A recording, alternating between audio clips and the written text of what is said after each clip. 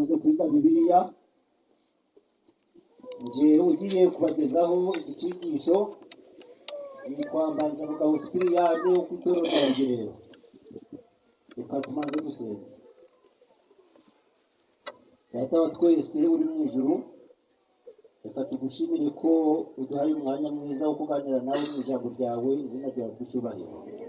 Tukwishize mu maboko, tugusaba imbaraga Mwuka Wera kugira ngo ize isabane n'imitima yacu, kandi ari weho tubera umwigisha mukuru, tubisabye mu izina rya Yesu. Iki cyumweru ku bagize amahirwe yo gukurikirana ibi byigisho, twize icyigisho cya kangahe? Icyigisho cya kangahe? Icyigisho cya gatatu nicyo twabashije gukurikirana. Rero kubera ko amasaha yagiye, turakinyuramo mu ncamake. Niyo mpamvu turarikirwa kugura ibi bitabo kugira ngo tuje tubyiga iwacu mu rugo. Nanone insanganyamatsiko y'iki cyigisho iri kuvuga ngo imvugo shusho zishingiye ku bukwe. Imvugo shusho zishingiye ku ki? Ubukwe. Mbese ubukwe ni ikintu cyiza? Ubukwe ni ikintu cyiza, buratunezeza. Nanone cyo kwibukwa turagisanga mu Byahishuwe igice cya 19 ku murongo wa 9. Hari amagambo avuga ati, arambwira ati, andika uti, hahirwa abatorewe ubukwe bw'umwana w'intama, kandi ati aya magambo ni ay'ukuri kw'Imana, izina ry'Imana ry'icyubahiro. Hahirwa abatorewe ubukwe bw'umwana w'intama, abo barahirwa. Rero haranira cyangwa se duharanire kugira ngo natwe tuzabe mu bukwe bw'umwana w'intama. Nta nicyo cyatuzanye aha ngaha, ni ukugira ngo dushake uburyo natwe twazataha ubukwe bw'umwana w'intama. Mu magambo ari hano mu ngingo ku Sabato nimugoroba ari kutubwira ati, Bibiliya yuzuyemo inkuru z'urukundo zidushishikariza bikomeye iby'agakiza n'urukundo Imana ifitiye abantu bayo. Isano ikomeye cyane y'urukundo ariyo bukwe igaragara ko ari ishuri, ariho hantu turamutse twimbitse tukarimenya neza nk'uko Imana yabiteganije,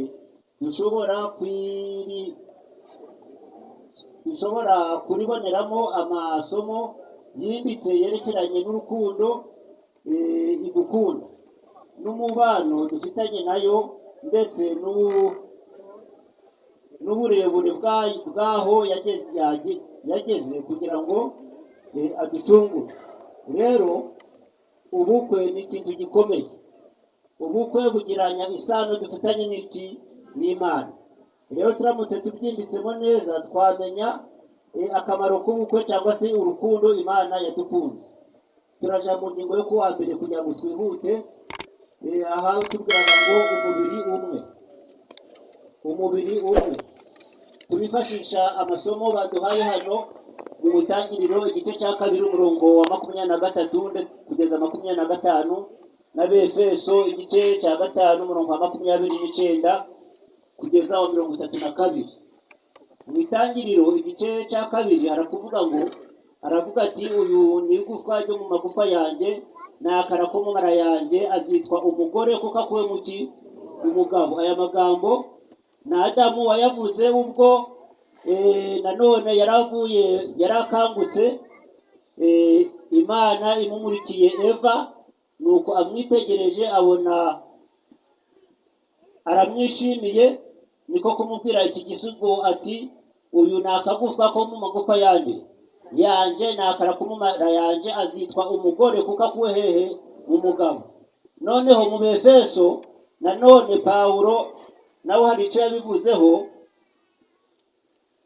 yaravuze ati, kuko ari nta muntu wakwanga umubiri we, ahubwo arawugaburira akawukuyakuya nk'uko Kristo abigirira itorero, ngo nicyo gituma umuntu azasiga se na nyina akabana n'umugore we akaramata.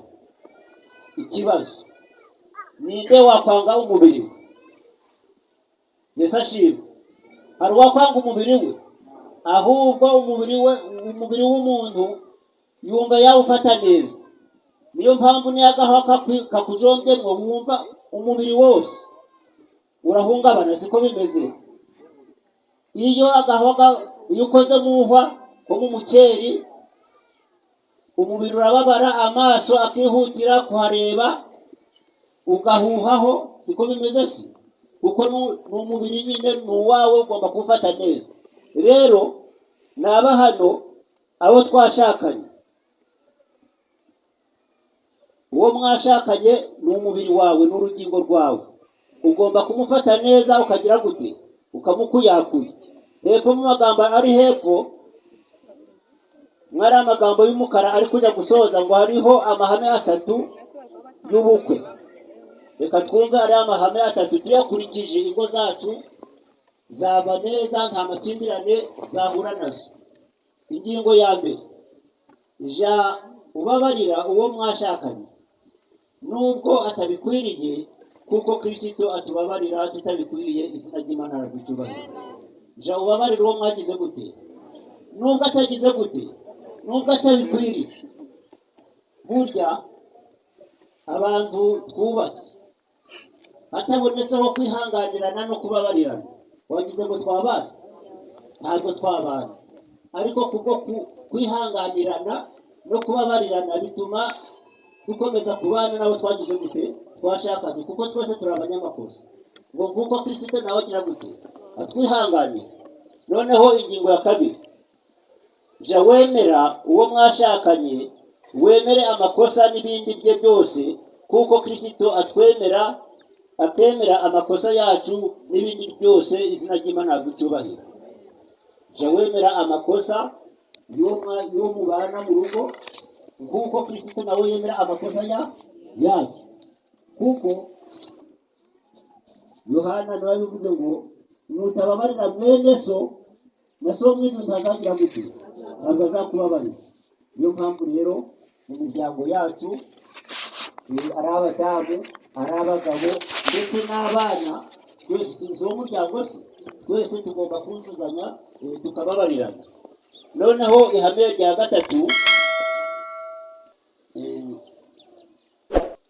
gatatu, kuko Kristo atugira nyambere, ja ugira nyambere uwo mwashakanye. Aya mahame yose uko ari 3 ashingiye ku butumwa bwiza, abasha kudufasha gusobanukirwa uburyo Imana ibana natwe, kandi yafasha ate abubatse ingo abo aribo bose. Ni ukuvuga ngo habonetseho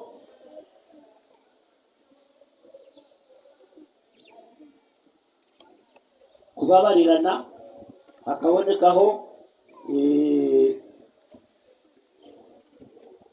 kwemera uwo mwashakanye, ndetse hakabonekaho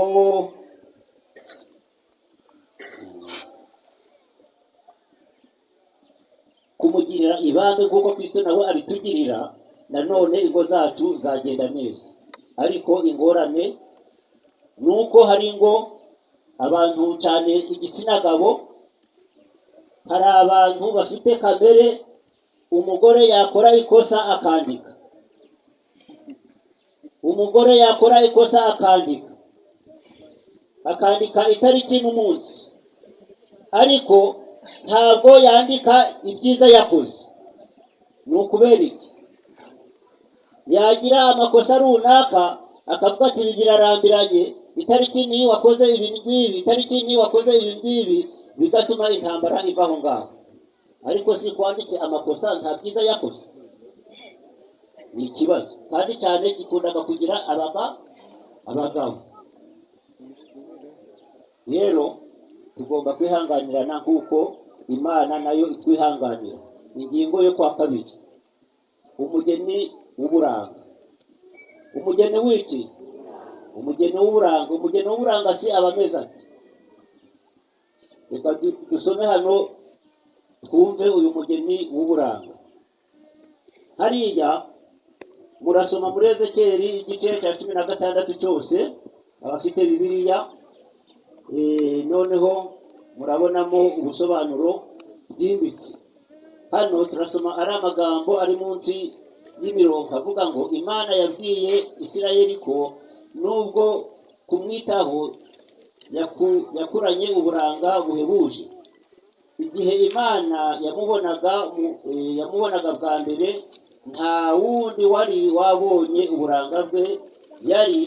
Yari intabwa mu bandi bana, ajugunywa ku gasozi bibwira ko atazabaho. Ariko kuko Imana yamwitayeho, yagiye arushaho kuba mwiza bihebuje, kugeza igihe yamamaye mu batuye isi. Mu myaka ya mbere y'abami b'Abaheburayo, mu gihe cya Dawidi na Salomo, ibi bintu byari ukuri by'umwihariko. Umwamikazi w'Isheba ndetse nawe ubwe yakoze urugendo rwihariye kugira ngo ubwe yihere ijisho ubwiza buhebuje bwa Isirayeli. Izina ry'Imana ry'icyubahiro.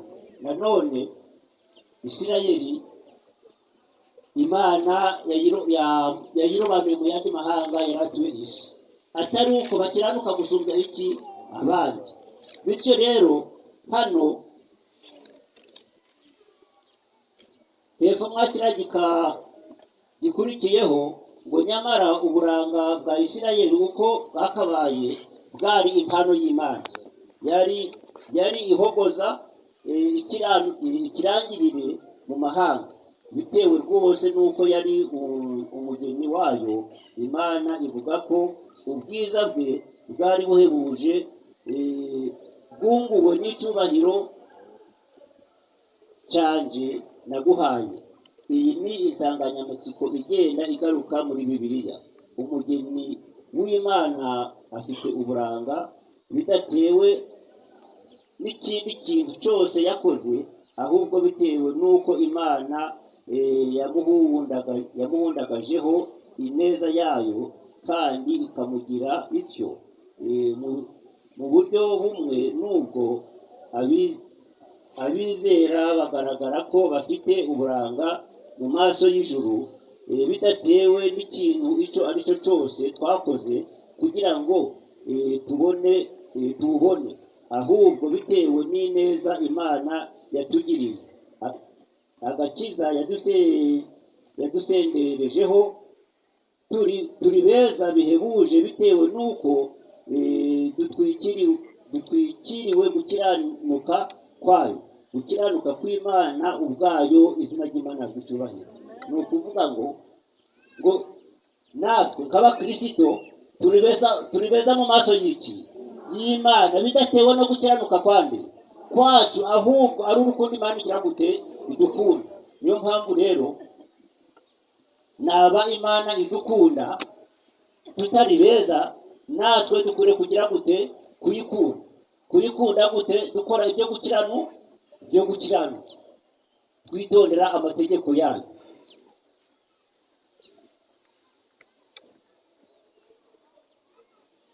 Byose byari byiza, nyamara kugeza ubwo umurongo ukurikiyeho muri Ezekiyeli uvuga ngo ariko wiringiye ubwiza bwawe, maze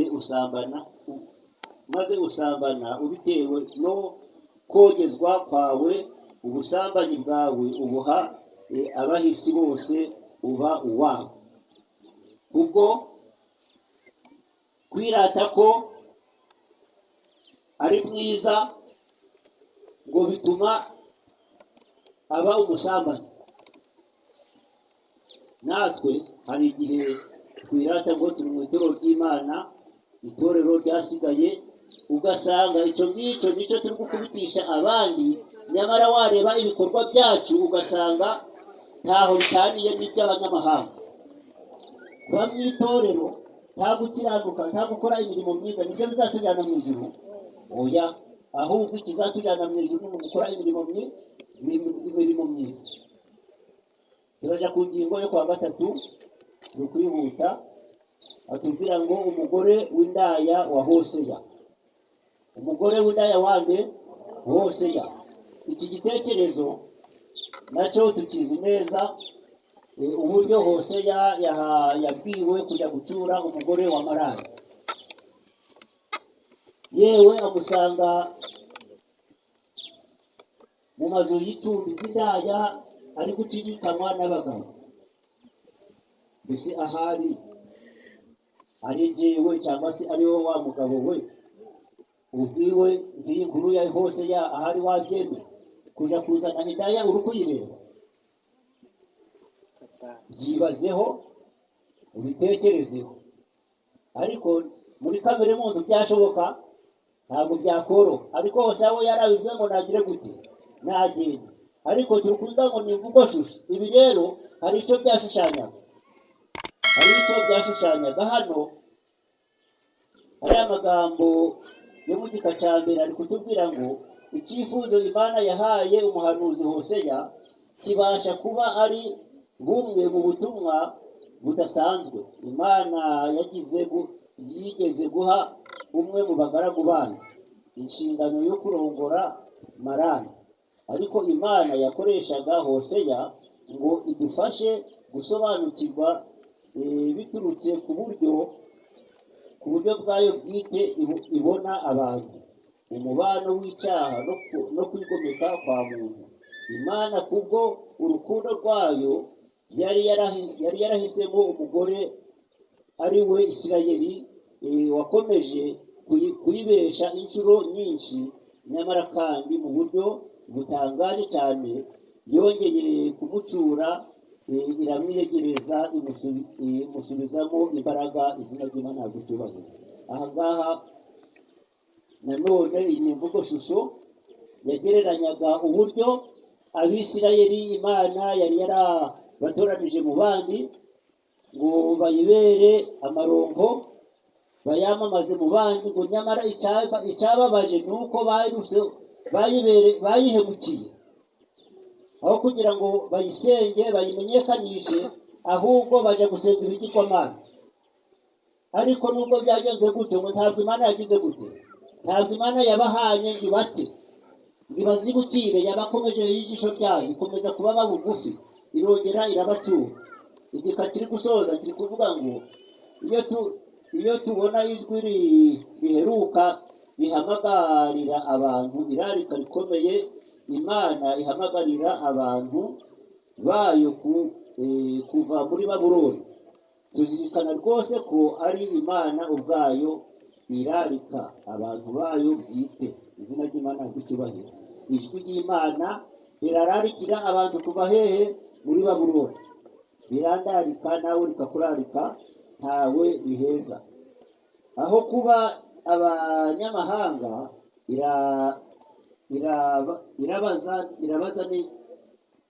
irabazi neza nk'abakunzi bayo, irabakunda kandi ubukosi irabakunda. Kandi uko isi igenda isatira igihe cyayo kibi gikabije, iracaduha igitambo cy'igiciro cyo gucungurwa kwacu, yishuye kugira ngo iducungure, itugaruje amaraso yayo bwite. Umusaraba wa Kristo kurusha ikindi kintu cyose ukwiriye kutwereka uburyo umwami Imana ifite umwete wo gushaka gukiza ubwoko bwayo bwahabye, butitandukanya nayo. Izina ry'Imana gucyubahiro. Nanone hano umwanditsi ari kutwereka uburyo Imana ikidukunda, uburyo Imana ikitwitaho, uburyo Imana yatugaruje, yongeye kutwigarurira ikoresheje igitambo cya Kristo. Ayo maraso rero Kristo yatumeneye ku musaraba, tugomba kuyihesha agaciro. Nanone ntitwongeye kumusubiza ku musaraba, kuko iyo turi kongera gukora ibyaha nkana, ngo tuba turi kongera kubambisha umwami wacu. Ntabwo rero ari byiza kugira ngo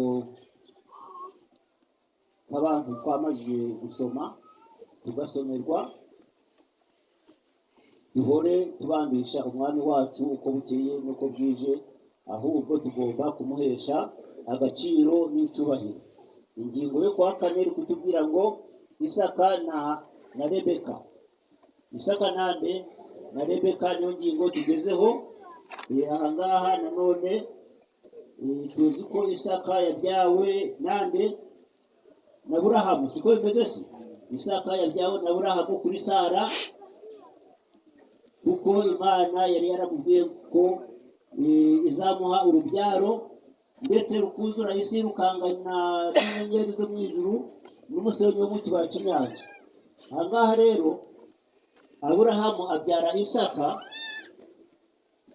Isaka nawe arinda Aburahamu amaze kugera mu zabukuru, abona ko gusabira Isaka umugeni mu gihugu cy'i Kanani ngo yasanze bitazamubera byiza, kuko i Kanani aho bari batuye basengaga ibigirwamana.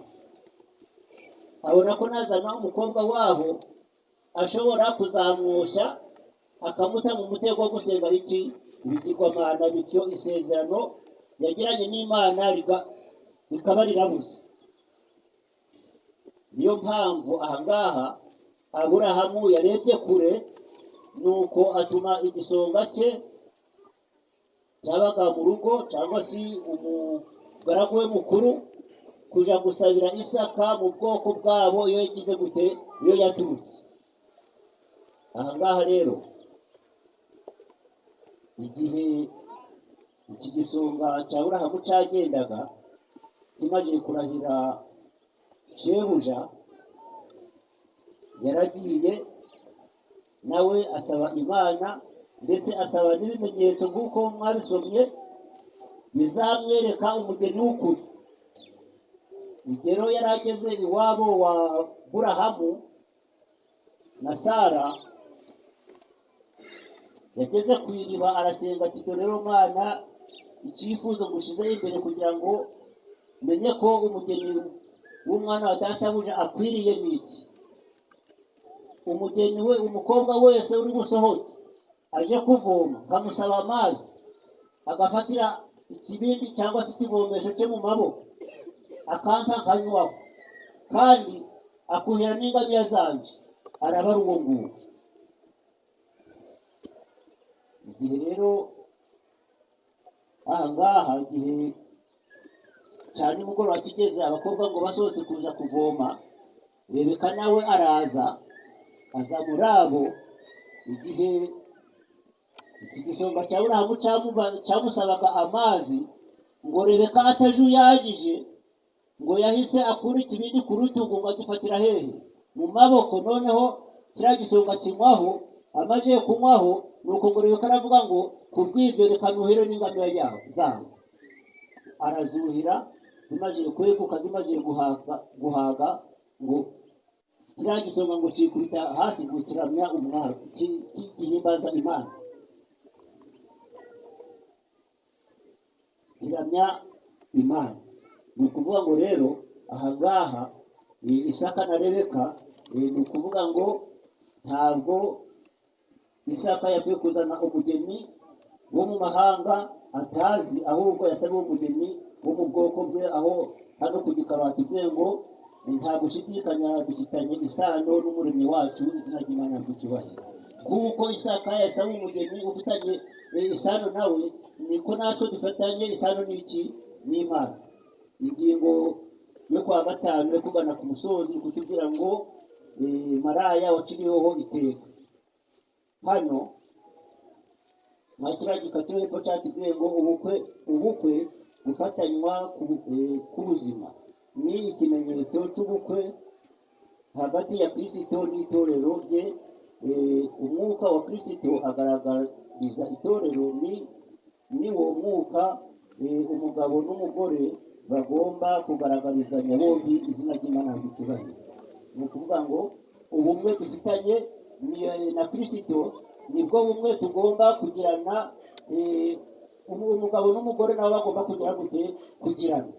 reka rero Imana idufashe iduhe kuba umubiri umwe nk'uko twabibonye mu itangiriro ari abashakanye, kandi n'abatari bashakana Imana izabahe abo bahuje, kandi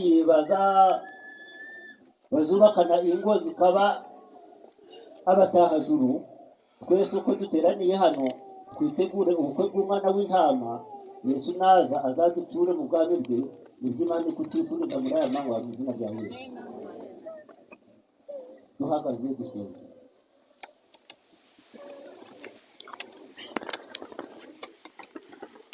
Urakoze Data wa twese uri mu ijuru, kubw'aya magambo meza twahoze twiga atugaragariza ubukwe.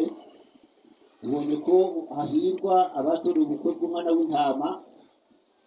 Turakwinginze kugira ngo ubwo twaje hano kwiga cyane twamaze kumva kuri iki cyigisho cy'umuryango, ugiye kubana neza mu miryango yacu, kugira ngo Kristo ubwo agiye kuza aje gucura umugeni, twese hatabuzemo n'umwe tuzaboneka mu bwana hatahajuru, izina ryawe rihabwe icyubahiro.